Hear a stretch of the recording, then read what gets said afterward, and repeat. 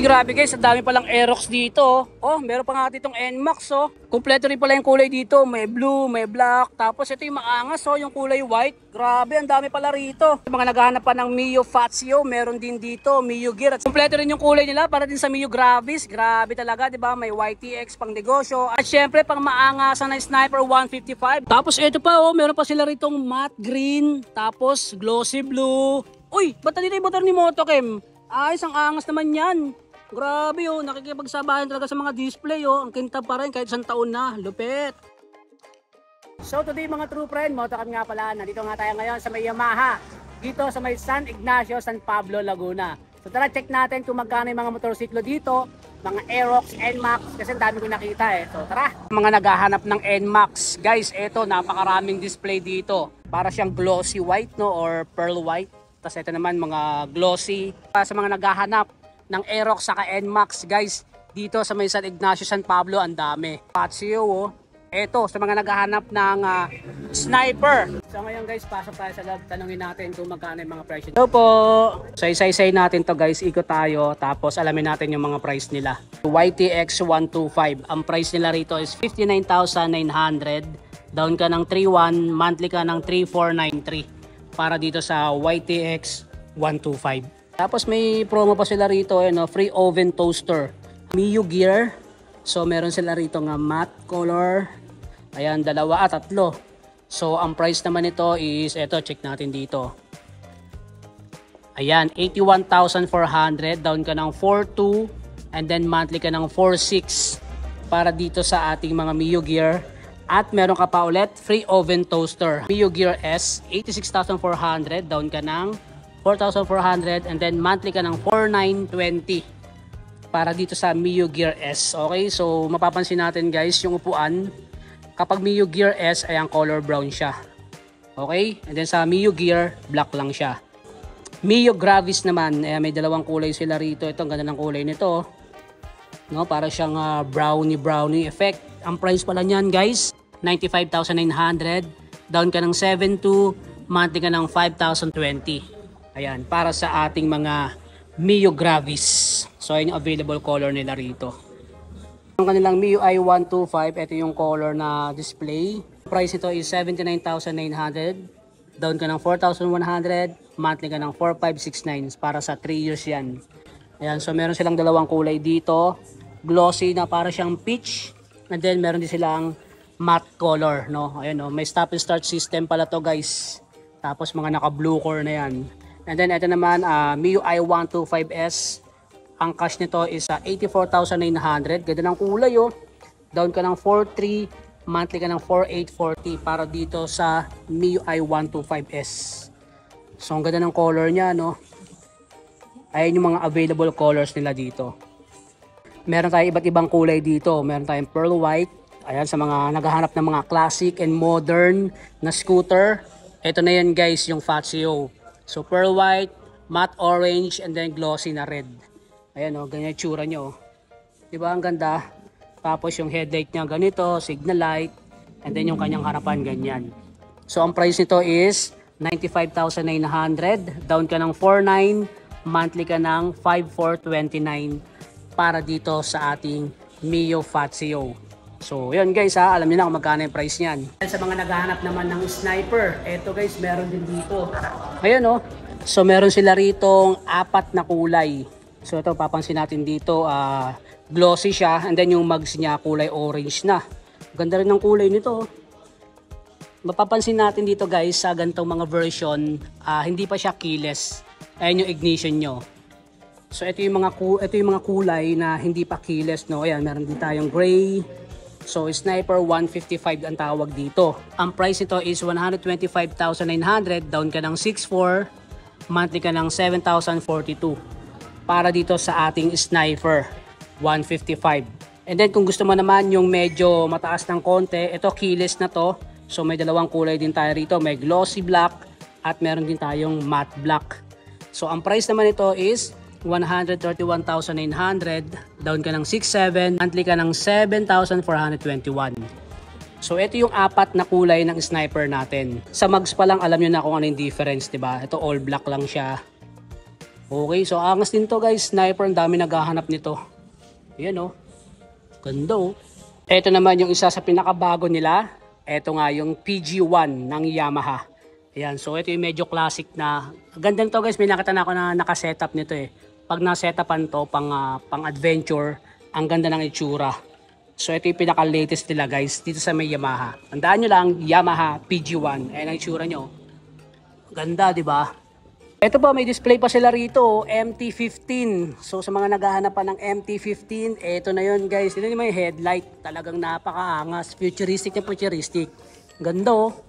Ang price pa nito is 180 and then down ka ng 91 and then monthly ka ng 9952. So ito yung tsura niya guys oh. Diba? Suspension pa lang ang angas na, and then yung ilalim may ganito. Ayan yung body niya. So ano siya, naked bike. Ito yung tail light. And then yung body, you know, sa kanyang panel ganito. Okay? So, ayan yung MT-15. Tapos, kung gusto mo pa medyo adventure, eto guys, so meron sila ritong WR155R.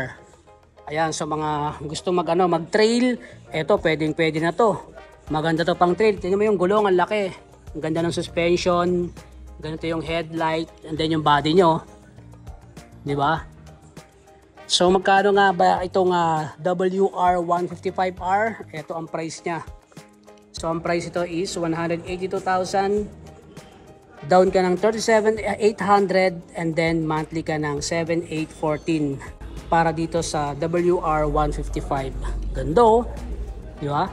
Sa mga naghahanap ng naked bike 155, eto guys, so tingnan niyo itong XSR 155 na to. Ayan, ganda na itsura nyo. Actually, may big bike nga to eh, yung XSR 700 saka 900. So ito yung pinaka-baby nila, no? XSR 155. Ganito yung headlight, yung suspension, yung gulong, yung ilalim. Ganda. Tapos, very classic din yung kanyang upuan. Ayan, no? Diba? Yung tambucho. Ito yung makina nyo. So, ang price ito is 184,000.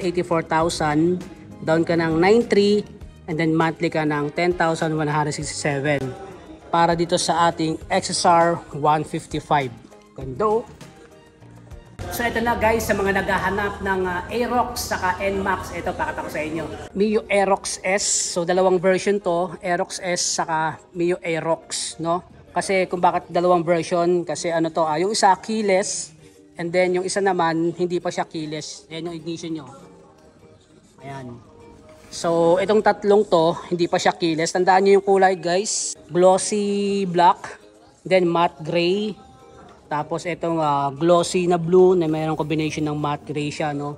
So, ayun yung mga hindi keyless natin. Mio Aerox S, ayan yung merong S. Ibig sabihin nun, keyless na siya. So, ganito yung tsura nyo. Ganda, angas nito. Ganda ng kulay nito. Ayan, sa mga naghahanap dyan ng Aerox na maangas na kulay puti. Ito na yun guys, Mio Aerox S. So ang price pala nito guys is ayan, yung nakikita nyo sa screen. So check nyo lang dyan para sa mga naghahanap ng Mio Aerox S na kulay white. ABS na meron na siyang Y-Connect.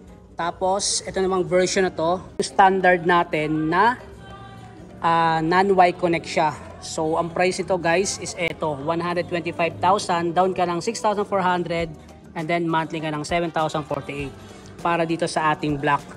Ayan, so ito yung tsura niya. Tapos kung naghanap naman kayo ng standard version na Y-Connect, ito na yun guys, yung blue natin saka itong gray.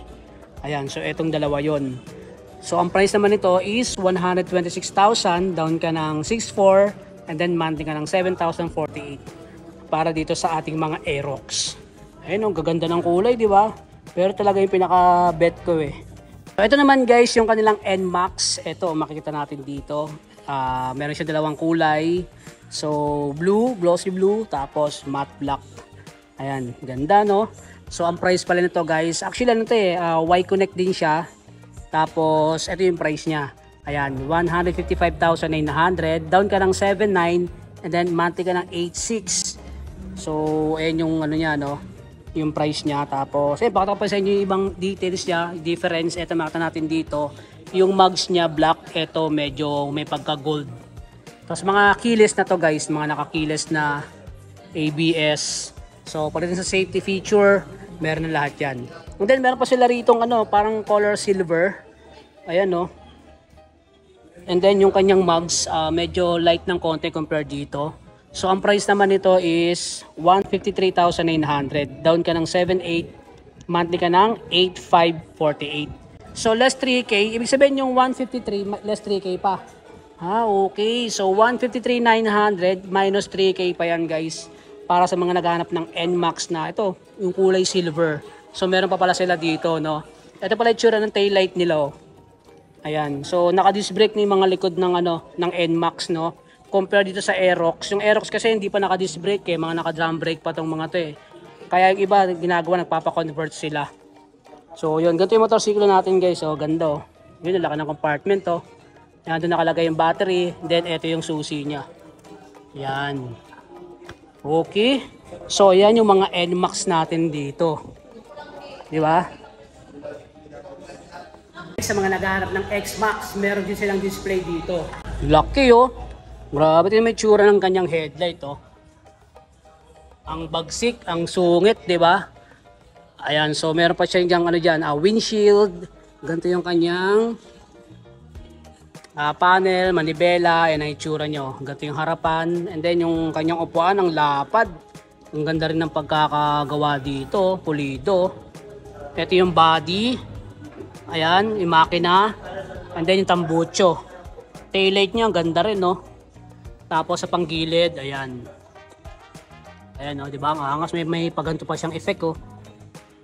Diba? So, sa may kabilang side, ganito. Yun. So, ito nga yung Yamaha X-Max 300. Ang price nito is 308,000 pesos. Down ka ng 93,800. And then monthly ka ng 11,411. Para dito sa ating X-Max 300. So yun nga mga true friend, dito nga yan sa may San Ignacio, San Pablo City, Laguna. Kaya naman sa mga naghahanap pa dyan ng motorsiklo ng Yamaha, pwede nyo i-check dito. So yun lang mga true friend. Check nyo pa yung mga susunod nating upload para sa iba pang mga motorsiklo. So paano? Ride safe and God bless.